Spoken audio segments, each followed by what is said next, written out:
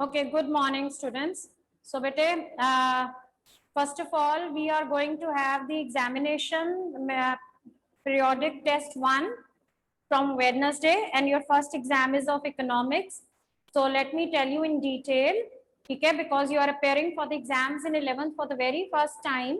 So, marking scheme and how you are to attempt, please be very attentive and listen carefully and follow all the points which are being told in the class, right?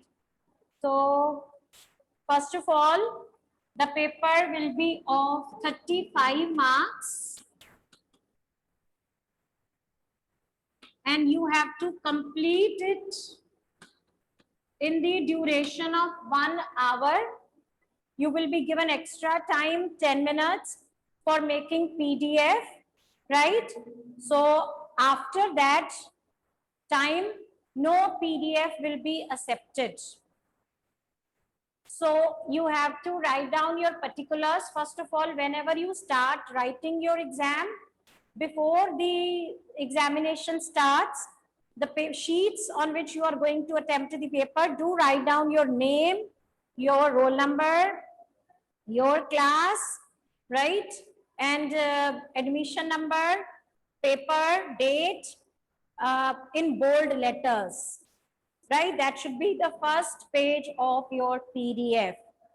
After that, there will be better 1 mark questions, 10 1 markers will be there. A few of them will be in MCQ, right? MCQ का answer आपने कैसे लिखना है? You are to write both the options as well as the answer. Let us say there are 4 options. Say primary data. A is primary data. B is secondary data. C is neither A nor B. D is both A and B. So let us say the right option is B. So in your PDF, in your sheet, you are not to write anything else. You are just to write B, secondary data. Say it is the first question. Numbering आपको same डालनी है. Sometimes after first question, if you want to attempt third question, आपको second नहीं आता है, आपको third attempt करना है, तो उसको number 2 नहीं डालना, उसको number 3 ही डालना है, ठीक है? तो आपको ये दोनों चीजें ऑप्शन भी लिखना पड़ेगा और ऑप्शन का जो आंसर है that also you have to write. So this is the way you should write B, secondary data. Clear bete? Then let's say 5 questions are of MCQ. Sum of would be true false. So true false में specifically मैंने लिखा होगा state giving reason whether the statement is true or false. So let us say the statement is true. ये second question है, suppose करते हैं मैंने एक statement दी है तो उसमें जो statement है वो true है. तो in that case बेटे true लिखने के बाद you have to give the reason as well. So accordingly answer जो भी होगा उसके according आपको उसका रीजन लिखना है. ट्रू है तो क्यों ट्रू है, फॉल्स है तो क्यों फॉल्स है, ठीक है? अगर आपने रीजन स्पेसिफाई नहीं किया, आपने सिर्फ ट्रू फॉल्स लिख के छोड़ दिया, even half marks will not be given. आप सोचो कि मैम इसमें से हाफ मार्क दे देंगे विदाउट रीजन. सीबीएसई का रूल है बेटे, कोई मार्क्स नहीं दिए जाते, ठीक है? उसके बाद बेटे fill in the blank questions होंगे. Fill in the blank question में let us say third question fill in the blank है, तो उस केस में आपका जो ब्लैंक है, सपोज ब्लैंक का आंसर है प्राइमरी, तो आप सिर्फ ब्लैंक भी लिख देंगे, even then it will be checked, ठीक है? उसमें कोई इशू नहीं है. आपको अपना पेपर कंप्लीट करना है क्योंकि इकोनॉमिक्स के पेपर में न्यूमेरिकल्स भी आते हैं, स्टैटिस्टिक्स भी है और कैलकुलेटर अलाउड नहीं होता. You are not supposed to use calculator. ठीक है, so it might take time to complete your calculations, so that's why अगर जहां पर आप अपना टाइम सेव कर सकते हो वहां पर आप अपना टाइम सेव कीजिए, ठीक है। 1 मार्कर्स में आप अपना टाइम सेव कर सकते हैं। Instead of writing the whole statement just put the blank, right. Then after बेटे 1 marker questions you have to leave 2 lines, और अगर नेक्स्ट पेज पे आ गए ठीक है, नहीं तो आप 2 लाइंस छोड़ने के बाद नेक्स्ट सेक्शन स्टार्ट करेंगे। सेक्शन एज सच डिवाइडेड नहीं है पेपर में, ठीक है। 3 मार्कर क्वेश्चंस होंगे, 5 there will be 5 3 marks questions।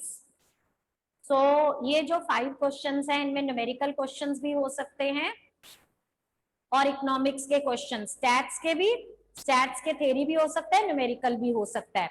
सो बेटे word limit naturally numerical question के ऊपर अप्लाई नहीं होती, ठीक है। न्यूमेरिकल क्वेश्चन में आपको अपना अटेम्प्ट करना है, जिस तरह अगर कंबाइंड मीन का क्वेश्चन है आप उसको जो भी गिवन इंफॉर्मेशन है वो नोट डाउन करिए, फॉर्मूला अप्लाई कीजिए, फॉर्मूला लिखिए, फॉर्मूला अप्लाई कीजिए and then you write down the answer.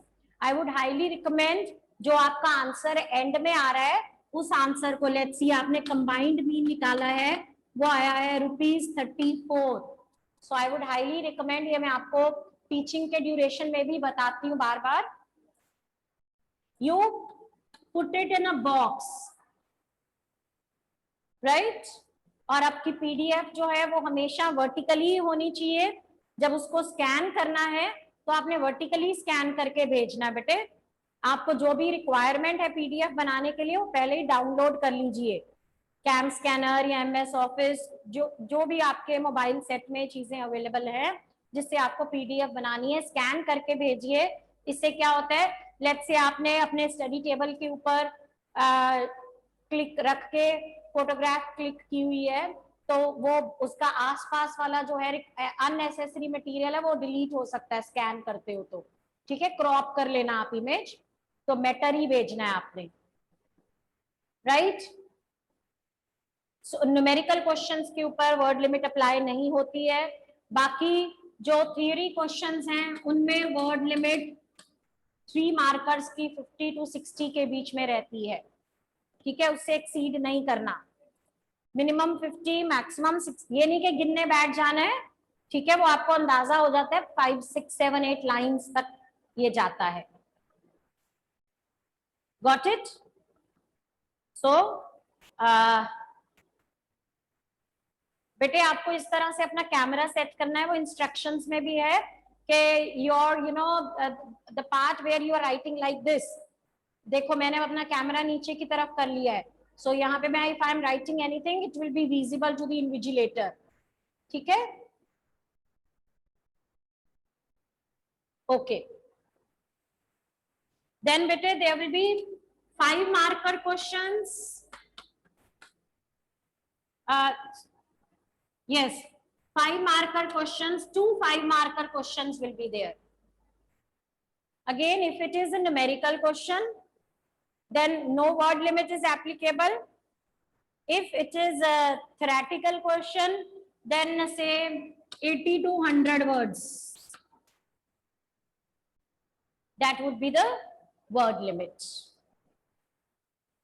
ठीक है, 90 to 100, 90 to 120 इस तरह से ही कर लो आप, थोड़ा बड़ा लिख देंगे कोई प्रॉब्लम नहीं है।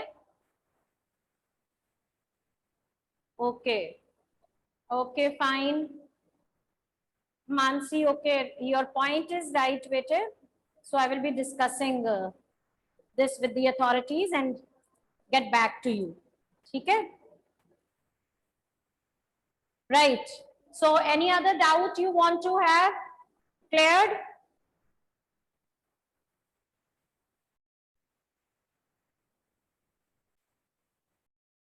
So child has asked the doubt.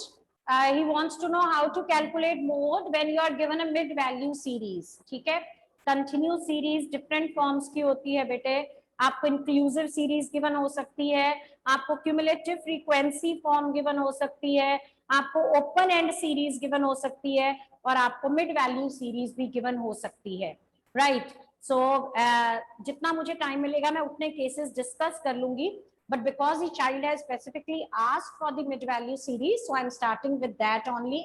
तो मिड वैल्यू सीरीज इस तरह से होती है बेटे, where you are given mid values, right, like this.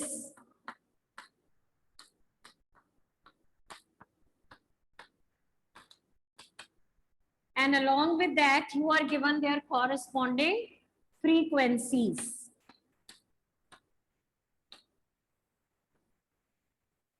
This is the series, right?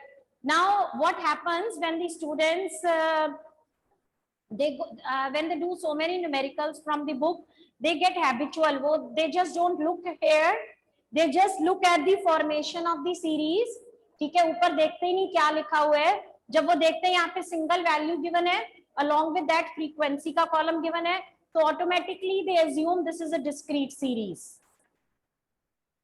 It is not so. So always be particular to read what is given above the this series of variable. See, it is given mid value, so which means this is not a discrete series, this is a continuous series given in the form of mid values. So first step here would be to convert it into class intervals. How to convert it into class intervals? First of all we see the size of class interval. How do we, आप बोलोगे ma'am class interval ही नहीं given है, तो class interval का size कैसे पता चलेगा हमें? बेटे जो mid value consecutive mid values का डिफरेंस होता है, that is our size of class interval. In this case the difference, consecutive difference or difference between consecutive mid values is that of 10, right? So which means class interval size is 10. Got it? अब उसके बाद क्या करेंगे, हम class intervals find out करेंगे. उसका formula क्या है? क्लास इंटरवल्स दो होती हैं, एक होती है lower class limit and the other is upper class limit. तो लोअर क्लास लिमिट के लिए हम क्या करेंगे, जो हमें हमारे पास मिड वैल्यू ऑलरेडी गिवन है, ठीक है, उसमें से हम माइनस करेंगे. क्या माइनस करेंगे? जो क्लास इंटरवल का साइज है उसका हाफ, उसको 2 से डिवाइड कर देंगे, मतलब उसका हाफ कर देंगे. Here the size of class interval is 10. 10 divided by 2, 5. Mid value is 5. Mid value is 5 है. यहाँ पे देखो मैं कर रही हूँ साथ साथ, lower class limit of first class, mid value is 5, class interval is 10. 10 divided by 2, 5. 5 minus 5, 0. Got it? Upper class limit, mid value plus class interval upon 2. So you can see here mid value is 5, class interval is 10. 10 divided by 2, 5. So 5 plus 5 you get 10, right? So हमारी class interval आ गई 0 to 10. तो बेटे क्योंकि difference जो है वो हमारा जो क्लास इंटरवल का साइज है, यानी इनके बीच में जो कंसेक्यूटिव डिफरेंस है वो सेम है, which means class interval is equal. तो in that case आपको हर बारी फाइंड आउट करने की जरूरत नहीं है. ठीक, आप आगे 10 के इंटरवल से चलते जाइए.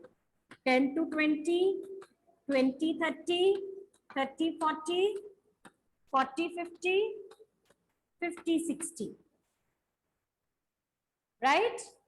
Now this is your class interval. इस सीरीज को कंप्लीट करने के लिए फ्रीक्वेंसी दोबारा से लिख लीजिए. अब मोड फाइंड आउट करना है. Mode most frequently occurred item होती है. यहां पर देखो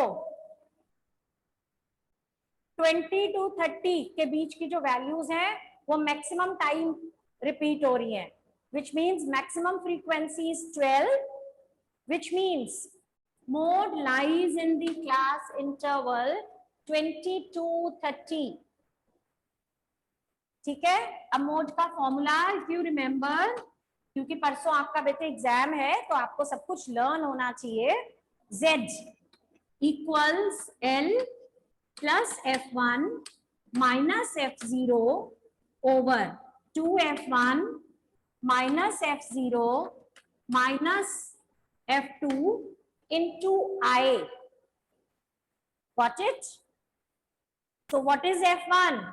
ये जो मैक्सिमम फ्रीक्वेंसी है ये F1 है, इसकी प्रीसीडिंग F0 है, इसकी सक्सीडिंग F2 है।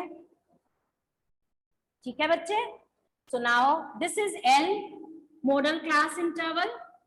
So let's put the values in the formula. L 20, F1 12, F0 8. Then 2F1 212 minus 8 minus 6 into I 10, right? So Z equals 20 plus 12 minus 8 4. This is 24. 24 minus 8 16. 16 minus 6 10. So Z equals 24. Mode की value आ गई 24. Got it? अगर आप इसको बेटे discrete series मान के चलते तो हाईएस्ट फ्रीक्वेंसी 12 थी, इसके कॉरेस्पॉन्डिंग 25 था, तो आप मोड कह देते 25 है, which is not the case. ठीक है? Anyone having any doubt you can ask.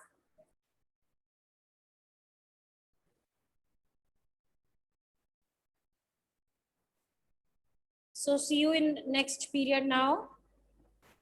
अगर आपको कोई डाउट है 1 minute is there, you can ask. Next period में we will be taking doubts of business studies.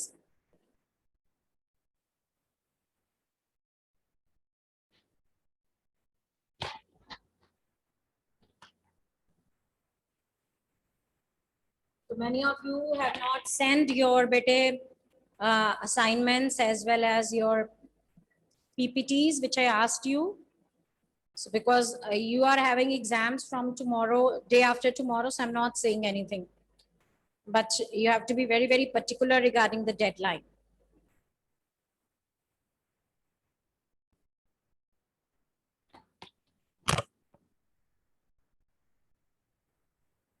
Okay.